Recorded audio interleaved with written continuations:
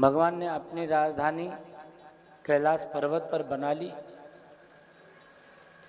ब्रह्मा जी ने यहाँ तक की कथा देवर्षि नारद को श्रवण कराया।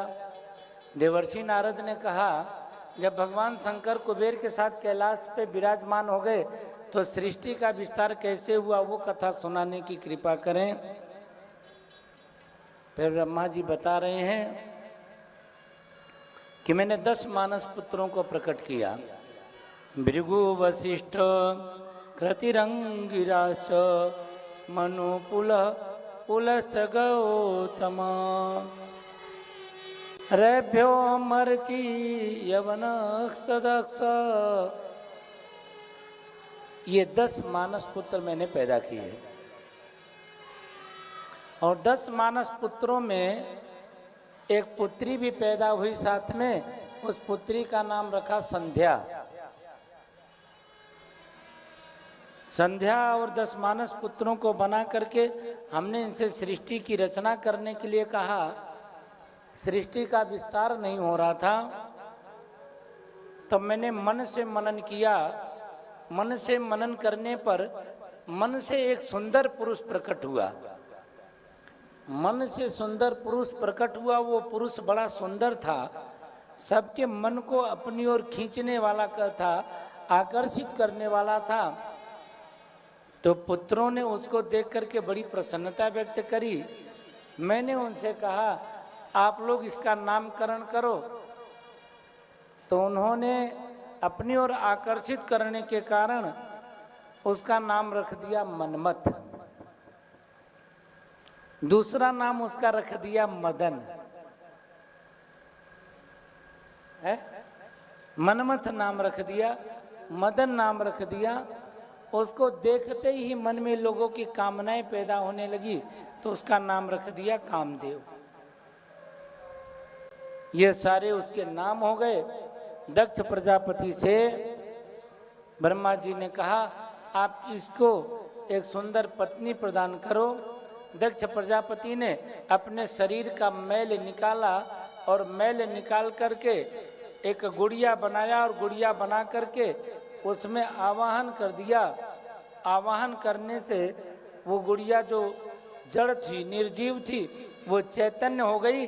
उस चैतन्य में दिव्य कुमारिका प्रकट हो गई। बड़ी सुंदर कुमारी प्रकट हो गई। उस सुंदर कुमारी को देख करके सब लोग बड़े प्रसन्न हुए।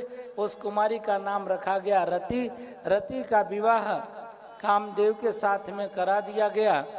कामदेव रति के साथ में बड़ा प्रसन्न हुआ और पूछा, प्रभु मेरे काम बताओ। तो ब्रह्मा जी ने उसको कई सारे बाण प्रदान किए, धनुष प्रदान किया। धनुष बाण लेकर बोले, आप सबके मन में कामना पैदा करेंगे। सबके मन में कामना पैदा करने का काम आपको दिया जाता है। कामदेव धनुष बाण लेकर के चला वहां से और जाते जाते मन में सोचा, कामना पैदा करना है तो कामना पैदा करने कहाँ जाऊं। सोचते सोचते बाण धनुष लेकर घूम रहा था। उसी समय देवी संध्या कर रही थी, हवन कर रही थी। ब्रह्मा जी भी वहां पर मौजूद थे।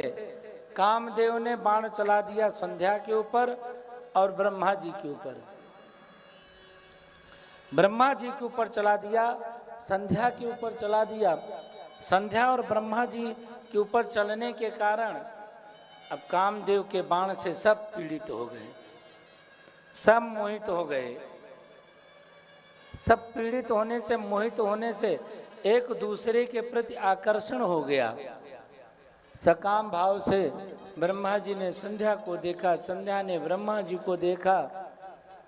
भगवान शंकर इस दृश्य को देख करके बड़े नाराज हुए और नाराज होकर के वहीं पर प्रकट हो गए। ब्रह्मा जी को डांट करके बोला, तेरी बुद्धि भ्रष्ट हो गई है, तू आसक्त हो रहा है, समझ में नहीं आता जिसको तूने बनाया उसको पाने की तेरे अंदर लालसा पैदा हो गई। ब्रह्मा जी को भगवान शंकर ने बड़ी भारी फटकार लगाई, बड़ा डांटा। ब्रह्मा जी शर्मिंदा हुए, लज्जित हुए और लज्जित होने पर ब्रह्मा जी ने अपने उस शरीर का परित्याग कर दिया। मन से परित्याग करके दूसरे शरीर को ब्रह्मा जी ने धारण कर लिया। इधर देवी संध्या ब्रह्मा जी के द्वारा शरीर त्याग करने के बाद इसके मन में भी बड़ा विषाद प्रकट हो गया। विषाद हो जाने पर मन में विचार करने लगी कि मुझे भी ये देह त्याग देना चाहिए। इस देह में दोष लग गया है, दोष लगने से इस शरीर को धारण करना अब ठीक नहीं है।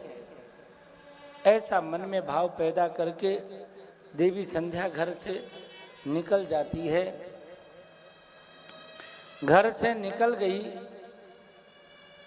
सुदूर पर्वत पे जाकर के चंद्रभागा नदी के किनारे बैठ करके मन में विचार करने लगी, मैं क्या करूं? अब मुझसे अपराध तो हुआ है, दोष तो लगा है, इस दोष से निवृत्ति पाने के लिए कोई न कोई उपाय तो होगा। मन में ऐसा विचार करके प्रायश्चित करने का संकल्प ले करके बैठ करके मनन कर रही है, सोच रही है, चिंतन कर रही है।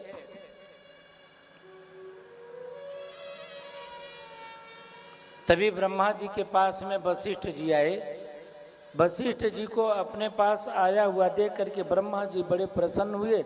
ब्रह्मा जी ने वशिष्ठ जी से कहा, पुत्र वशिष्ठ, मेरी पुत्री संध्या अपने आप को दोषी मान करके वो सही पर्वत पे जाकर के बैठी हुई है। इस समय उसका जाकर के मार्गदर्शन करो, उसे उपासना आराधना करने की विधि बता करके उसका जीवन सफल बनाओ। वशिष्ठ जी देवी संध्या के पास पहुंचे। संध्या किम कर्तव्य होकर के बैठी है। संध्या को देख करके वशिष्ठ जी ने पूछा, सुंदरी तुम कौन हो और यहाँ पर बैठने का कारण? आद्योपांत सारी कहानी बता दी। अभी कामदेव ने बाण चला दिया, उसके बाण के कारण मेरी ये दुर्गति हो गई।